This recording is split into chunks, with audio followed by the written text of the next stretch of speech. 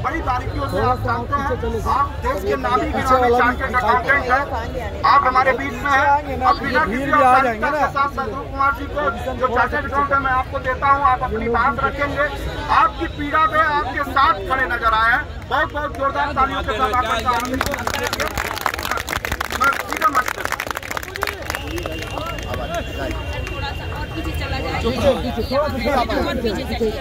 मोहित भाई थोड़ा पीछे, मोहित भाई पीछे पीछे, मोहित भाई पीछे।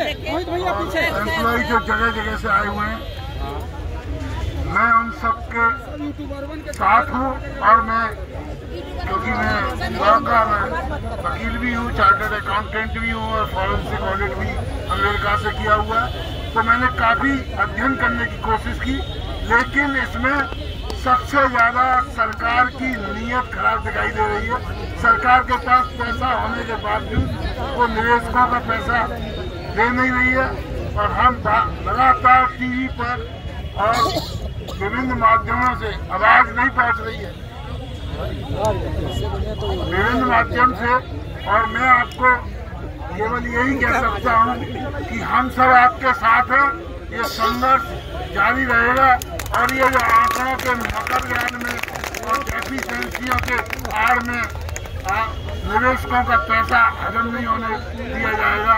और मैं सरकार से आग्रह करता हूं कि निवेशकों को तुरंत पैसा दिया जाए और जिन 4000 से ज्यादा लोगों ने आत्महत्या की है उनके परिवारों के लिए तुरंत मानवीय आधार पर सहायता की जाए।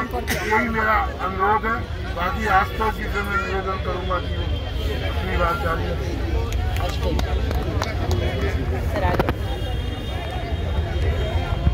आवाज आ रही है क्या आपको हमारी? इसको हटा दे, हटा दीजिए सर। आवाज आ रही है आपको? पीछे नहीं आ रही, सुन पा रहे हैं? उठाइए सर। 2011-12 के बाद हमने कभी सोचा नहीं था कि 10-12 वर्ष के बाद अगर रामलीला मैदान जाना हुआ तो इस रूप में आना पड़ेगा।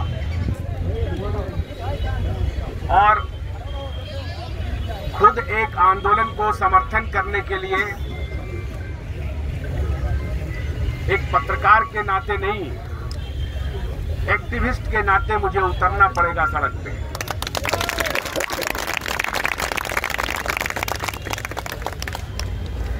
मैं हमेशा कहता हूं कि media is not under you. इसका मतलब है कि मीडिया आपके अधीन नहीं है। अधीन से तात्पर्य है कि मीडिया चौथा स्तंभ है, और चौथा स्तंभ अगर एग्जीक्यूटिव है, लेजिस्लेटिव है, जुडिशरी है, तो मीडिया बराबर की हिस्सेदार है, वो किसी के अधीन नहीं है। दुर्भाग्यवश हमारे मीडिया के बंधुओं ने अपना स्वरूप बदल दिया और अब ऐसा लगता है कि मीडिया लेजिस्लेटिव के अधीन हो गई, एग्जीक्यूटिव के अधीन हो गई। न्याय के तो अधीन होना चाहिए, लेकिन नैसर्गिक न्याय के अधीन होना चाहिए, प्राकृतिक न्याय के अधीन होना चाहिए। और इसीलिए हम जैसे पत्रकारों को सड़क पर उतर के जो न्याय है और सत्य है उसके साथ खड़ा होना पड़ रहा है। मैं सौभाग्यशाली मानता हूं खुद को। आप ये मत समझिए कि ये आपका दुर्भाग्य है, ये आपका सौभाग्य है कि आज आपको आंदोलन करने के लिए सड़कों पर उतरना पड़ रहा है। मैं हैरान हूं कि एक ऐसे विषय को लेकर के जिसमें लोग दिन रात तिल तिल करके जान गंवा रहे हैं, बेटियों की शादी नहीं हो रही,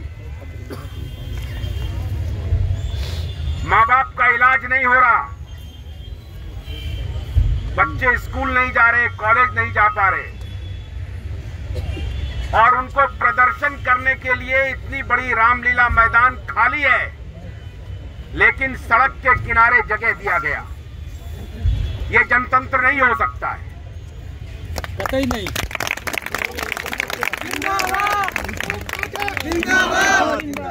जनतंत्र में शांतिपूर्ण तरीके से सबको अपनी बात रखने का, आंदोलन करने का अधिकार है। हाँ, ये बात जरूर है कि हमारा आंदोलन शांतिपूर्ण हो। जो हम अपनी बात सत्ता तक पहुंचाना चाहते हैं, सरकार को बताना चाहते हैं, वो शांतिपूर्ण तरीके से बताएं। लेकिन धैर्य की भी कोई सीमा होती है। धैर्य का लगातार परीक्षण कर रहे हैं। अदालती कार्रवाई में पिछले 12 वर्षों से, 14 वर्षों से मामला उलझा हुआ है। दुर्भाग्य की बात यह है कि मुझे उस संस्थान के खिलाफ खड़ा होना पड़ रहा है जिस संस्थान के लिए कभी मैंने अपनी सेवा दी थी। मैंने उस संस्थान को सेवा नहीं दी थी। हमारा संस्थान था मीडिया, और मीडिया का प्रबंधन संयोग बस उस संस्थान के जो प्रबंधक थे वो भी कर रहे थे। हमारा इंस्टीट्यूशन मीडिया था, हमारा इंस्टीट्यूशन वो प्रबंधन नहीं था जिसके खिलाफ आज हम यहां पर खड़े हैं। हम मीडिया का साथ दे रहे थे, तब भी मीडिया के लिए जी रहे थे, मीडिया के लिए मर रहे थे। आज भी मीडिया के लिए जी रहा हूं, आज भी मीडिया के लिए मर रहा हूं। बंगाली में कहावत है, यदि तुहार डाक सुने क्यों ना आवे तो एकला चलो रे। हम अकेले चले और इतने साथियों का साथ मिल रहा है। आप बिल्कुल अकेले नहीं हैं। हमने आपको कल भी कहा था कि अगर मुझे सड़क पर उतरना पड़े तो मैं सड़क पर उतरने से परहेज नहीं करूंगा। मैं पिछली बार भी आया था और इस बार भी आया। मुझे मालूम है एक दीनहीन व्यक्ति जो आर्थिक रूप से अपना सब कुछ बर्बाद कर चुका है, उसे माइक भी जुटाने के पैसे नहीं हैं। लेकिन ये सरकार सुन ले, दरिद्र नारायण जब जगती है तो बड़ी बड़ी सत्ता चली जाती है। दरिद्र नारायण को चुनौती ना दे सरकार। और इसलिए मैं रामलीला मैदान पर अगर आपने एक कॉर्नर दिया है तो इसी कॉर्नर से पेनल्टी गोल किया जाएगा, ये ध्यान रखिए।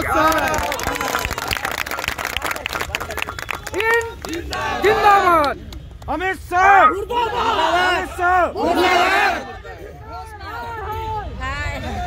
जितनी जिम्मेदारी सरकार की उतनी ही जिम्मेदारी विपक्ष में बैठी पार्टियों की है, ये ध्यान रहे।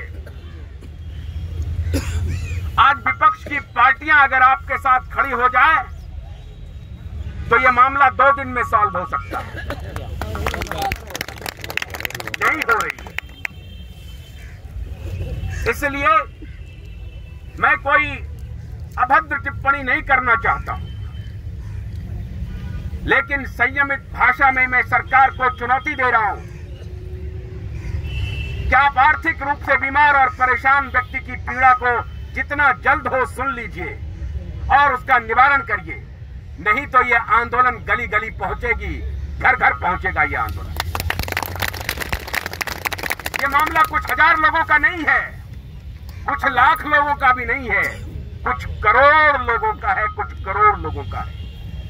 और मुझे जानकारी मिली है कि कम से कम 40 से 50 करोड़ लोग पीड़ित हैं, प्रभावित हैं।